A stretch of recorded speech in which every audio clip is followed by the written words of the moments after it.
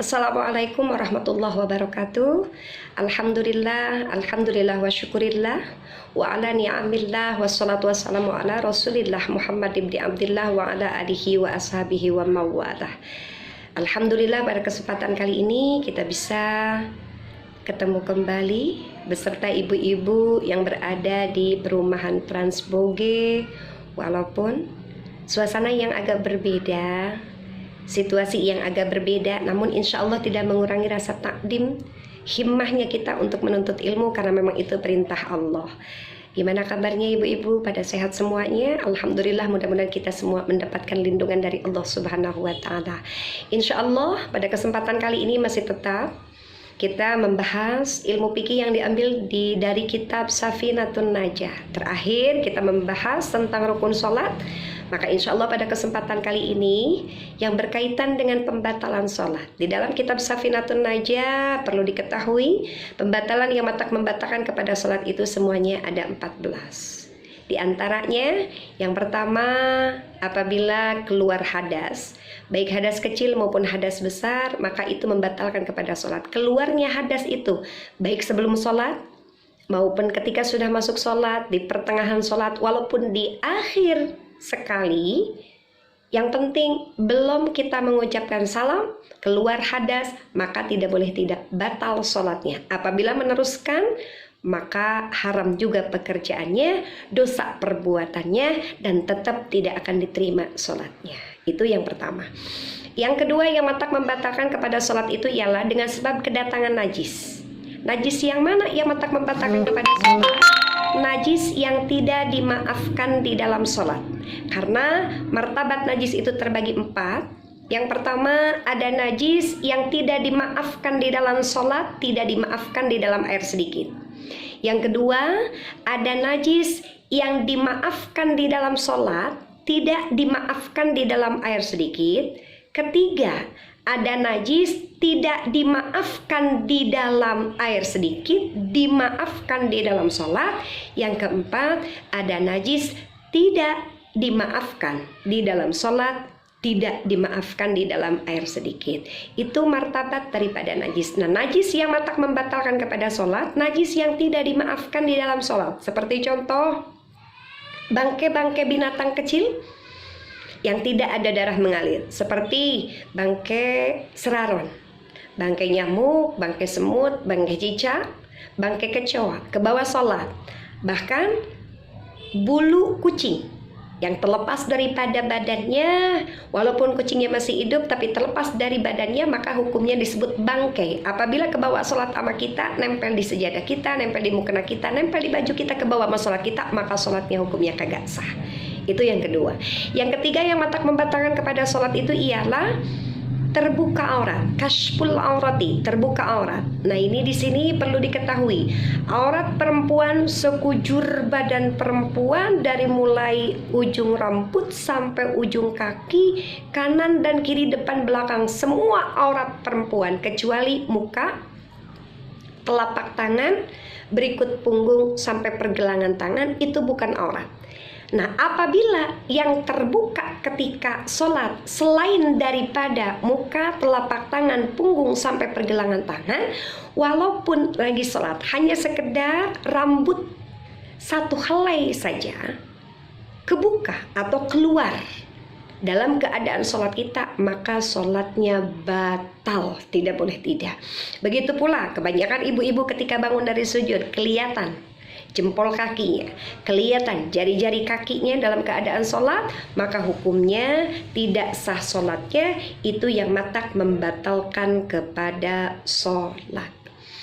Yang keempat yang membatalkan kepada sholat itu ialah berbicara satu huruf yang memiliki arti atau dua huruf yang tidak memiliki arti, amdan, dengan sengaja-ngaja. Berarti kesimpulannya, apabila kita sengaja-ngaja berbicara di dalam sholat, apapun, bukan satu kalimat, dua kalimat, apalagi banyak, dua huruf saja tapi dengan sengaja-ngaja, walaupun nggak paham. Orang yang ngedengerin kita nggak paham, tapi sengaja-ngaja kita ucapkan, maka batal sholatnya. Nah, mafhum daripada yang barusan. Gimana kalau misalkan lagi sholat kemudian ngedehem? Tapi ngedehemnya itu karena ada uzur, kita tenggorokan gatel sehingga kita mengucapkan bacaan di dalam sholat itu ada terganggu dengan ayana gatelnya itu, kemudian akhirnya kita dehem, sementara dehem itu mengeluarkan suara atau gitu mengeluarkan suara. Kalau seandainya ngedehemnya itu ada uzur, karena kalau tidak didehemkan bisa mengganggu ucapan sholat kita, terutama apalagi kalau bacaan Fatihah, karena itu wajib, maka hukumnya tidak matak membatalkan kepada sholat. Seperti hanya kalau kita dalam keadaan sholat kemudian lagi batuk-batuk, kemudian batuk-batuk mengeluarkan suara, tidak jadi masalah, sah-sah aja, silahkan sholatnya. Begitu pula lagi sholat tiba-tiba kita bersin mengeluarkan suara hach, nah seperti itu silahkan aja, tidak matak membatalkan kepada sholat, karena itu tidak disengaja, tanpa disadari, tanpa memang disengaja, itu spontanitas datang tiba-tiba, nggak jadi masalah. Yang matak membatalkan kepada sholat itu apabila kita mengeluarkan satu huruf, dua huruf, walaupun tidak memiliki arti tapi disengaja, itu batal sholatnya. Yang kelima yang matak membatalkan kepada sholat itu ialah melakukan segala sesuatu yang matak membatalkan kepada puasa. Contoh, ngupil. Sengaja kita dalam keadaan sholat ngupil, ngorek kuping matak membatalkan kepada puasa. Sengaja kita dalam keadaan puasa ngorek kuping, batal sholatnya. Ya, tapi insya Allah nggak ada yang seperti itu. Yang keenam yang matak membatalkan kepada puasa itu wal uksul kathir, makan yang banyak, nasian walaupun lupa. Kalau kita sengaja makan nasian, tapi sebari lupa, lupa bukan sengaja, ini mah lupa, tapi makannya banyak, walaupun lupa. Kalau makannya banyak tetap matak membatalkan kepada sholat. Seperti mana sih makan banyak itu? Iya, apa kalau dalam keadaan sholat kemudian ada yang sengaja ngajak makan? Nggak ada ya ramannya. Cuma kalau dulu tuh, zaman dulu lagi anak kecil, lagi remaja, ngaji lekar, suka pada bercanda, orang yang lagi sholat kemudian disuapin bala-bala, lagi sholat disuapin donat. Yang namanya juga masih kecil, masih bocah. Tuh bocah lagi aina sholat disuapin sama temennya donat, bari bercanda. Ya dia aina makan, langsung digigit gitu. Satu suapan itu termasuk udah makan yang banyak. Apabila ada orang yang tengah lagi sholat seperti itu, batal sholatnya walaupun nasian karena lupa. Kalau banyak tetap hukumnya batal.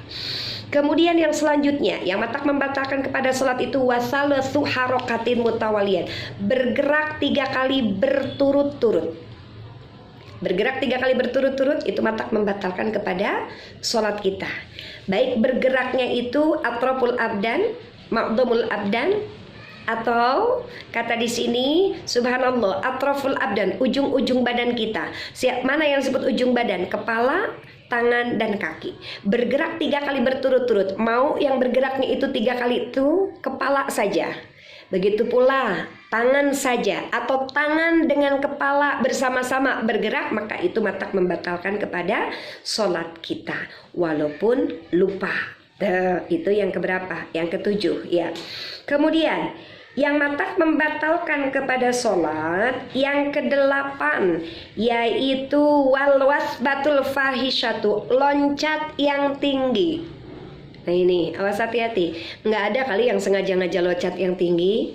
Gimana kalau seandainya misalkan kita lagi sholat, kemudian karena saking ku kagetnya lagi sholat ada petasan gede banget, kemudian saking ku kagetnya kita loncat. Nah ya loncat tinggi, bukan main tinggi, buktinya tinggi sampai enang kedengeran gitu loncatnya. Nah kalau misalkan seperti itu, walaupun refleks spontanitas, tapi kalau tinggi tetap itu matak membatalkan kepada sholat kita. Kemudian yang kesembilan waddarbatul mufritatu, yang matak membatalkan kepada sholat itu yang kesembilan memukul yang kencang. Sekencang-kencangnya orang memukul lagi sholat nggak bakal bisa disamakan dengan orang yang memukul gara-gara berantem. Tetapi cirinya pukulan yang kencang itu ialah ketika kita memukul, maka orang yang kita pukul mengeluarkan suara au gitu, aduh.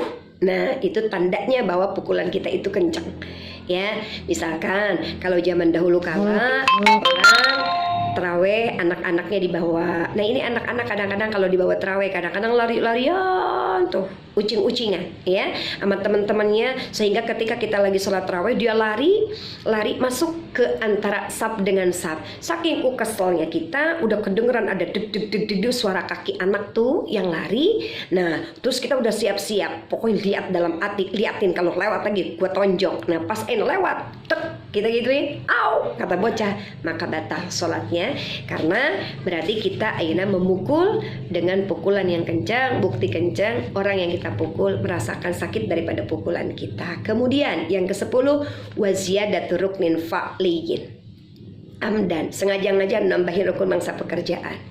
Ruku di dalam satu rakaat 1 kali, sengaja-ngaja kita tambah lagi sedang enak-enaknya nambah ruku jadi 2 kali, sujud di dalam satu rakaat 2 kali, kemudian lagi sedang-sedangnya enak nih, ya udah tambahin sujud jadi 3 kali. Sholatnya itu yang keberapa? Yang ke-9, yang ke-10. Yang ke-11 yang membatalkan kepada sholat itu ialah wataqaddumu ala imamihi biruknaini fa'liyaini. Ini binisbat untuk orang yang sholat berjamaah. Kalau sholat berjamaah sengaja-ngaja mendahului imam dengan 2 rukun bangsa pekerjaan, imamnya masih diri, kita makmumnya udah ruku, imam masih diri, kita udah i'tidal juga, batal sholatnya. Jadi mendahului imam dengan 2 rukun bangsa pekerjaan maka hukumnya batal. Kemudian yang ke-12, watakhallufu bihima bighairi udrin. Yang ke-12 yang membatalkan kepada